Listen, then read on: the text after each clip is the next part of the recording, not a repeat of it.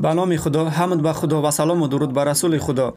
حمد به آن خدایی که به ما به آخر رسانیدن سه اولی رمضان را عطا کرد. خواهش داریم از الله تا که ما را به آخر رمضان برساند، چگونه که ما را رسانید به اولش. لیکن وقتی میگوییم سه اولی رمضان گذشت و به آخر رسید، ما باید به خاطر آریم سخن پیامبر را صلی الله علیه و سلم که آیه سه گفته است سه از نیم زیاد است. به روایت دیگر سه خیلی زیاد است. بله، خیلی زیاد ماه رمضان یا این که قسم بزرگ رمضان به آخر رسید و عیناً وقتی آن است که از خود حساب پرسیم. من خود را و شما را دعوت میکنم برادران و خواهرانم تا که به یاد آریم که قسم بزرگ و خیلی زیاد رمضان به آخر رسید و ما چیکار کردیم در این وقت گذشته. از خود کم حساب طلب کنید.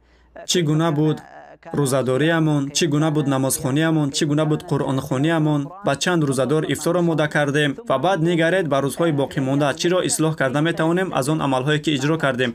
و تو آن کسی که میگویی یک پاره قرآن خوانده نتوانستم، تو آن را اصلاح کرده میتوانی. در اول بنگر به خطاگی خود و نگر به سبب آن خطاگی و بعد فکر کن که چی خیل این خطاگی را اصلاح کرده از آن مرتبه به مرتبه بلندتر رسیده میتوانی. و از همین لحظه تنبلی نکن، مانده نشو، ضعیف نشو و ناامید نباش، لیکن از خود حساب طلب کن، دیگر کن روحیت را و باز حرکت کن به سوی الله تبارک و تعالی، چون که روزهای باقی مانده از گذشته بزرگتر است. خواهش دارم از الله بزرگ تا که ببخشد همه ما را و سلام و درود بر پیامبرمون محمد و تا دیدار نوبتی.